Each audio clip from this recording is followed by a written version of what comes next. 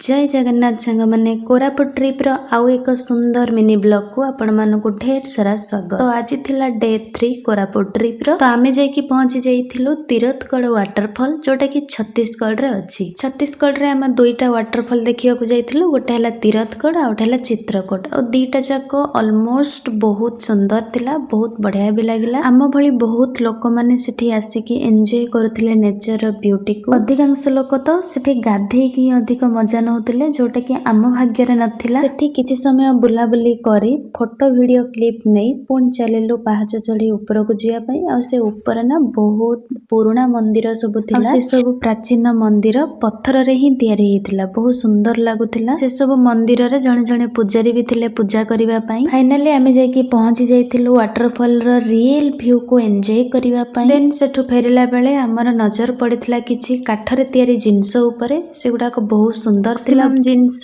Bounce रे ही तयारी हेतिला। आ बहुत सुंदर सुंदर मूर्ति भी सेठी मिलुथिला। तो किछि किणा किणी सायद बाहर जाइथिलु। आसीबाकू तो इच्छा होनथिला, तथापि समय अभावरु जेहेतु हमकु रिटर्न करिवार थिला, तो हम माने बेसी समय न रही पारी पुणी फेरी जाइथिलु। तो बाटर गला बेले हमकु बहुत जोरे भोक लागिला। तो आमे गोटे होटल को से पाखरे थिबा पहुंची जाइथिलु। तो सेठी खाइबा तो बहुत सुंदर देखा जाउथिला, किंतु टेस्ट एते भी भलो नथिला। देन आमे जाइकी पहुंची जाइथिलु चित्रकूट वाटरफॉल रे।